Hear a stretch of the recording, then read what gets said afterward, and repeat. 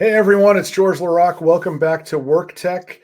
We've got some exciting industry news. Humanly CEO and founder Prem Kumar is with us, and he has big news to share. Welcome, Prem.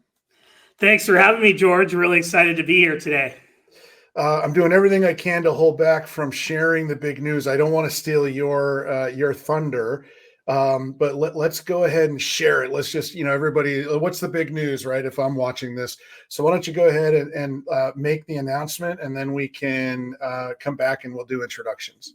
Sounds great. I'm excited to get it out there. So the news is that Humanly has acquired Teamable, formerly known as Top Funnel. We're tremendously excited for this.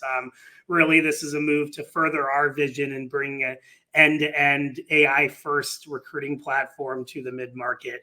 We're really excited for what's to come for our team and product here.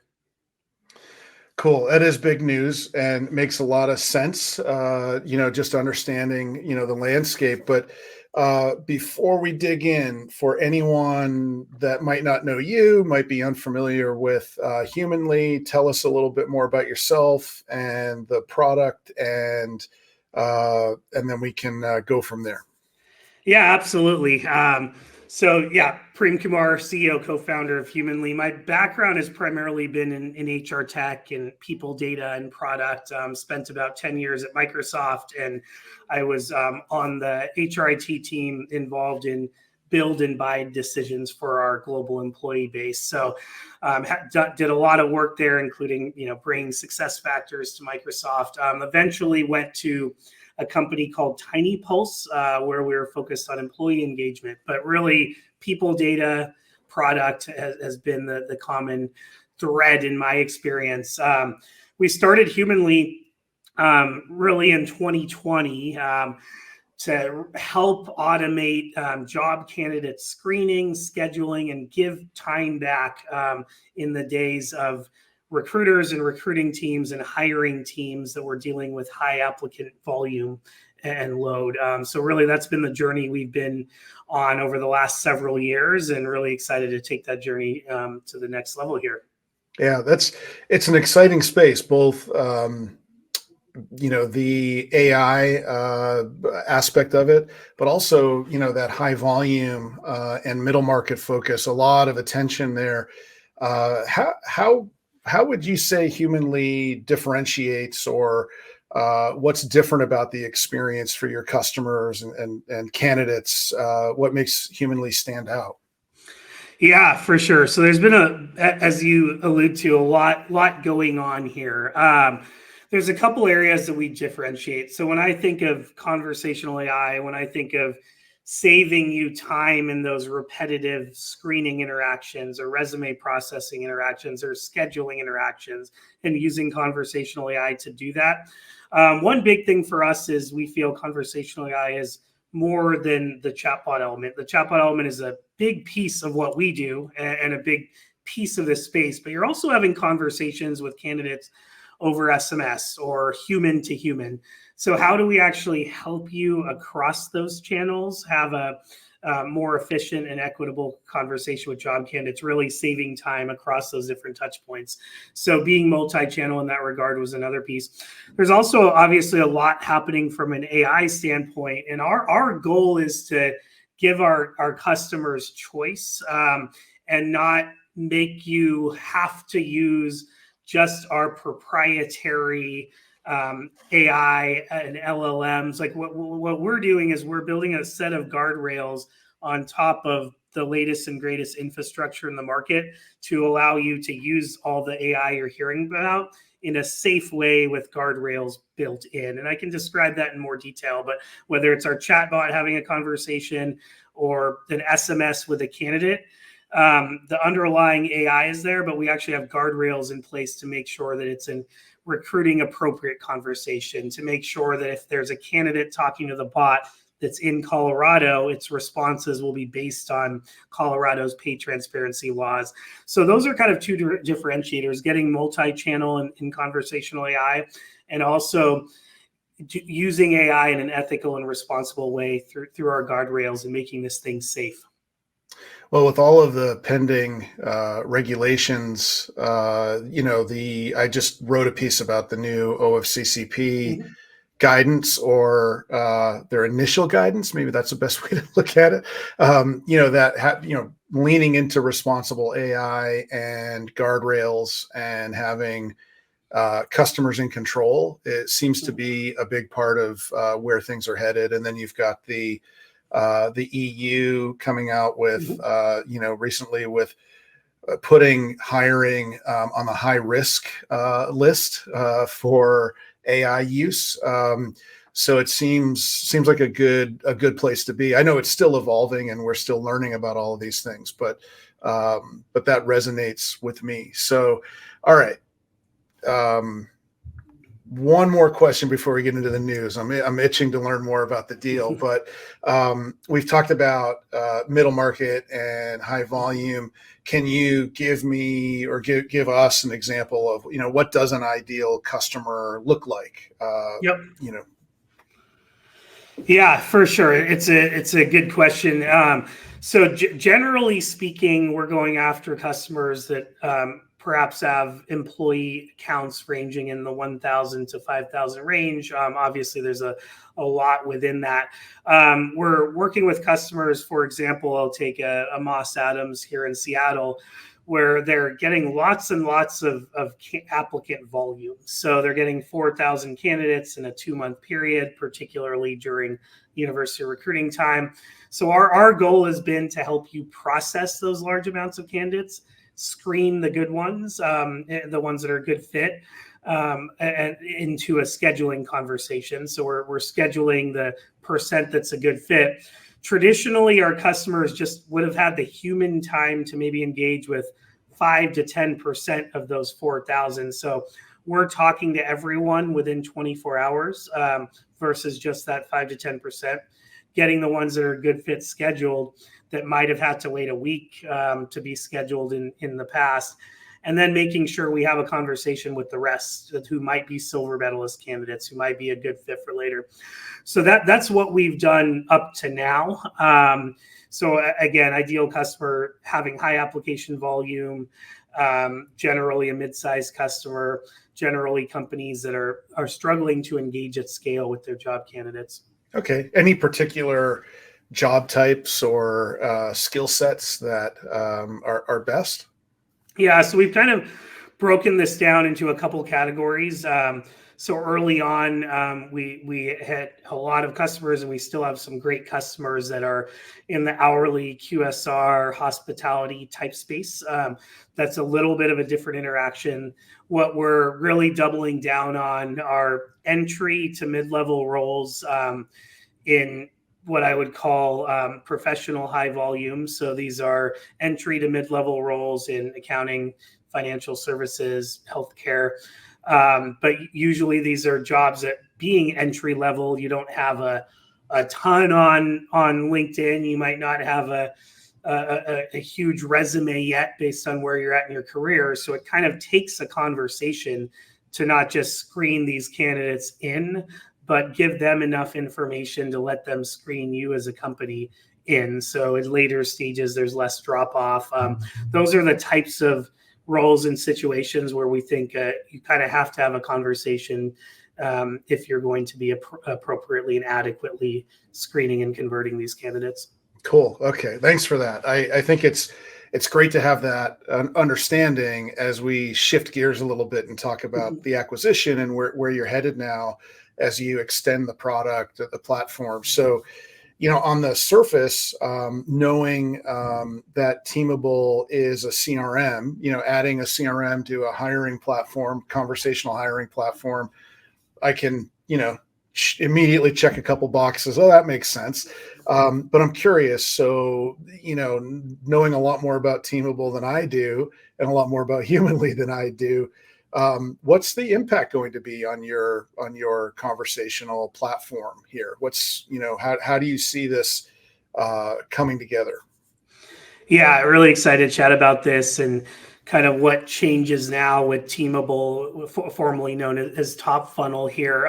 So we've gotten at Humanly, as I had mentioned, really good at screening and scheduling and engaging with high volumes of candidates coming in. But really, for conversational AI to work and to have a conversation, you need people on both sides. So in the scenario that you need someone in the conversation at the kind of customer side, on the hiring team side, and then you need those candidates. And not all our customers are going to have 4,000 candidates diving in right away. So really what we're trying to do is use the functionality that Teamable, formerly known as Top Funnel, has around sourcing, matching, not just sourcing from the world at large, that's one component, but also helping you get more out of your investment in your ATS. So can we maybe grab a silver medalist candidate that was not quite a fit a year ago when you open up a new role? We've kept them engaged through our chats over the last year, and can they fill that role? So really the missing piece to us in being effective at engaging and screening and converting large groups of candidates was actually getting those candidates there in the first place. And that's where the sourcing and matching comes in. So can we, the dream is finally realized where we can tell our customers now, sync your jobs into our system and let us sit back while highly qualified candidates are scheduled on your calendar the next week or the next day. And the last thing I'll say there is we've kind of seen this whole story play out, even in the sales and marketing side, where you've had customer relationship management tools, systems of record. They weren't doing enough to engage with prospects. So you'd have the outreaches of the world emerge. The outreaches of the world weren't really helping in the two-way conversations with prospects. So the drifts, the gongs came in. We're kind of seeing this in recruiting tech. We've seen the systems of record, the ATS exists. CRMs come out because not all, but many ATSs were not good enough at engaging with candidates. And then conversational AI existing because CRMs were not good enough at actually having two-way conversations with candidates. So we feel it's pretty natural to combine a scenario here with right now, what instead of needing 100 tools, what we feel our mid-market buyers will need is humanly and their ATS.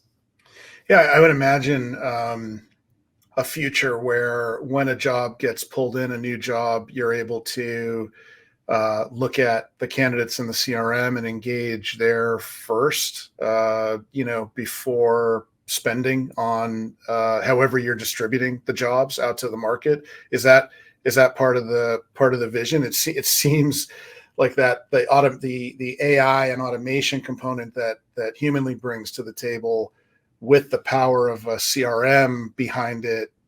I mean, I imagine you're getting pretty creative on the whiteboard these days.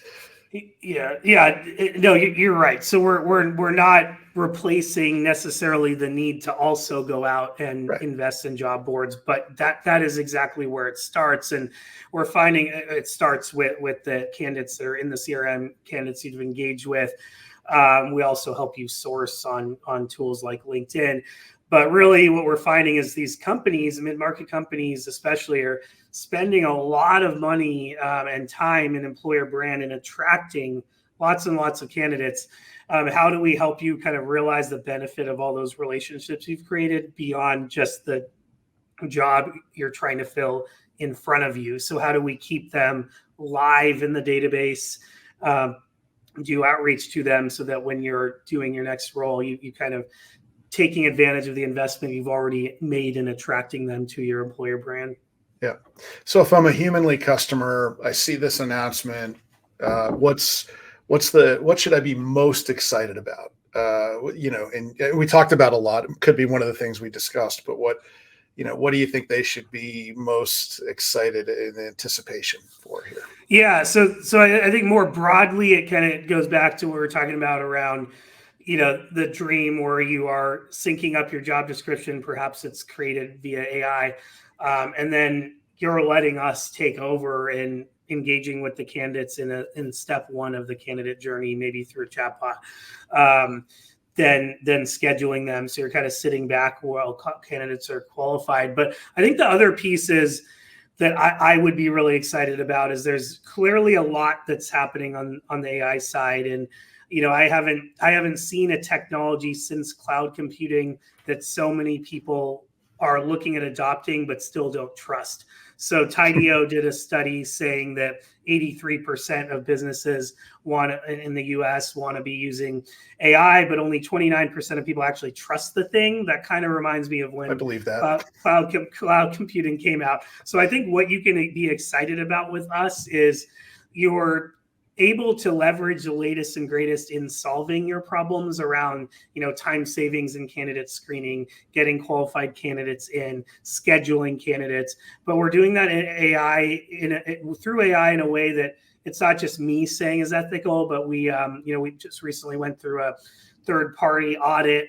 We can actually show our customers audits upon request. We do them. We can do them in real time, so we can audit and show you this is being done in a safe way. So I would get excited about the fact that companies like us are giving you the value of AI, but not, promising to take you to the top of Mount Everest in a helicopter. We're more of a Sherpa guiding you there in a safe way, which I think is very exciting. And that's our guardrails, our choice, where we're not limiting you to a single LLM or AI technology.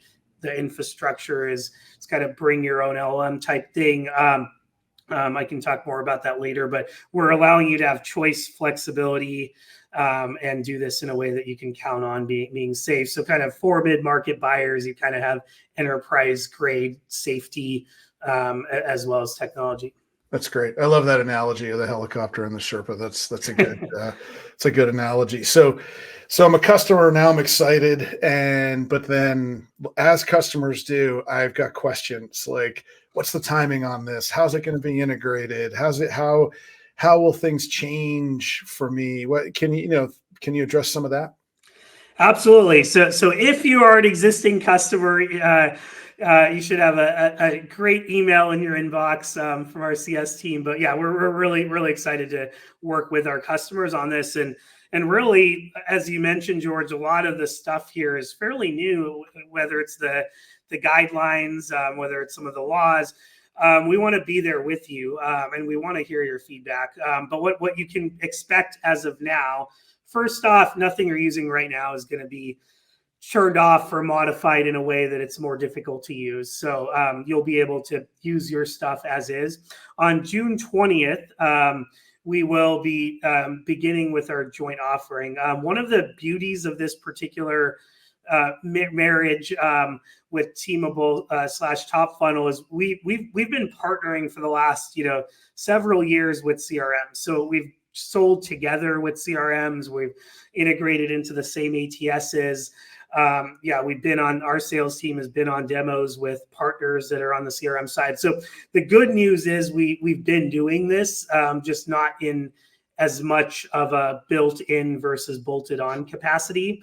We will have a built-in solution on June 20th. And what that means for Teamable customers on June 20th is you'll be able to start using humanly scheduling in your outgoing campaigns that you're sending out right now. So you can expect higher conversion rates when a candidate doesn't have to go back and forth and schedule time via a campaign with a recruiter, but can click on a link, talk to a chatbot for 5 minutes. And SMS is another component we'll be bringing forward. On the humanly side, what you can expect is, in addition to what you're using now from the chatbot SMS scheduling standpoint, if you're a customer that is, which many of our customers are, wanting more candidate volume, higher quality candidates, you can now expect the chatbot to have a built-in set of part of the acquisition will have hundreds of millions of candidate profiles in our database. So you can expect to have many more candidates that are at the top of your funnel, but not have to spend human time in engaging with all of them. Yeah. So the overlap here is really, in the integration that you've already had. It's really, it sounds like a win-win on both sides for both sets of customers. They'll have new capabilities that augment what they're currently doing in either humanly or Teamable, depending on where they're coming from. And kudos to you for having a date. I do a lot of these, we talk about a lot of deals, and usually when I ask that question, it's when the announcement's just been made, it's I don't get that level of detail, and I think most customers have to wait for it as well. So kudos to you. That's fantastic. So stepping back now, one of the things I love, and I think a lot of people like to know, how did this come together? Like, how do these deals come together? And if you could talk a little bit about that. And I've heard so many different types of stories about how the conversation gets started. But and how would you characterize this one? Yeah, no, great question, and definitely a fun part. I also enjoy hearing about these stories when it involves others, and so yeah, with this one specifically, I mean, we've always tried to kind of keep an ear to the market and followed, probably most closely the ATS space, and then the CRM space, as well as some of the sourcing tools out there. So certainly, every day I'm talking to, whether it's customers or advisors, about things that are happening out in the market. The way this one came about specifically, so I was at an event. So I think, I was in Texas. I was at a conference. I was having dinner with one of our advisors who happened to be in the area. He's been in the space for quite a while.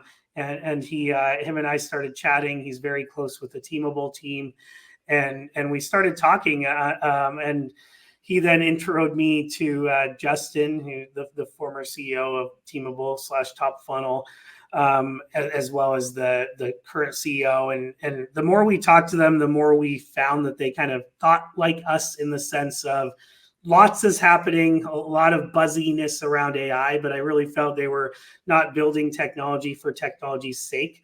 They were really focused on a product that was solving real problems. And as I met them and talked to them more through that intro, they had a team member that also happened to be in Texas. So I got a chance to meet a few team members, and really that's how it happened. It was a warm introduction. And then there's a lot of commonality as we talked for many months about this possibility. Yeah. That's a great story. I particularly like, an active advisor, given that I work in that space a little bit. Yeah. I like those kinds of success stories. And you mentioned you've been integrating for a while, so you had some perspective on the value it could add or was adding. I would guess. Yeah, no, we've integrated with on a few different sides. So there's the actual technology. We integrate into common set of ATSs. There's also just the story. So we've kind of had a story that we've together been not just with Teamable, but with other CRM partners. We've come to customers together. So we really understood the customer problems and how we can solve them together. So yeah, this is definitely a play to double down on the mid-market side, and we're continue to be excited about partnering with our maybe enterprise partners as well. Cool. So I've got a couple questions left. We don't have a ton of time, but I think every time I get on a call, I get asked, how's the market? How have things been? So I'm curious if you could quickly frame, Yeah. especially the last couple of years, and your trajectory and where you see humanly, headed, and whatever you can share. Yeah, absolutely. Love talking about the market. Maybe I'll have some caffeine first, George. Perfect. No, it's definitely been a crazy time for many players here. We've seen a lot of public announcements. I know Seek Out, unfortunately, we never like to see this, but made an announcement that's been public. I think they shared it last week, about 30% of the workforce being laid off. Obviously, been a really tough time. From our perspective, there's a couple of things that have allowed us to continue to grow, continue to play offense, and be pretty successful at our stage. One is we're small, so we were much smaller than some of the companies that we've been around again since 2019. We started really selling in 2020. We're not a 10-year-old, 15-year-old, 20-year-old company. That has allowed us to be more nimble. And one specific example of this is there's a lot of companies that have invested a lot of money, particularly when the market was hot, in infrastructure that around chatbots and whatnot that quite frankly is commoditized. It was kind of like building a SaaS application before AWS. So you built the cloud and you built an app on top. We were able to really focus on building data that made our chatbot good at recruiting, not just the good at talking part. We felt the good at talking part was something that would be commoditized. And obviously we couldn't have predicted how quickly LLMs and ChatGPT would come about, but it ended up working well for us. The other thing is we this wasn't because we had amazing foresight necessarily, but a lot of our customers and who we're selling to are not predominantly tech companies, right? So we're selling into accounting, we're selling into banking and finance, and they were affected in different ways. So all the layoffs that have happened in tech have not affected us or affected our buyers as much as maybe some of our competitors who are really selling into the tech segment. So we've been able to consistently grow year over year, have some good growth years, grow the team. We raised our Series A about last summer. And now we're looking to kind of take this joint offering and play a little offense here. But certainly, we feel for what is happening in the market. It's a really tough time. The other last piece I'll say is candidates have been crushed. My brother's a job candidate right now in the market, and it's a really, really, really tough time. And it was even though we're certainly not doing anything to monetize candidate interactions, nor will we. It has been great to build a product where candidates are rating it really highly. And when I say 4,000 people applying, every one of them gets a conversation within 24 hours. That's a lot better than being ignored. And I think in this tough climate, I've been excited to be able to help on the candidate side a little bit. Yeah, that's great. And good answer. And I appreciate all the transparency there.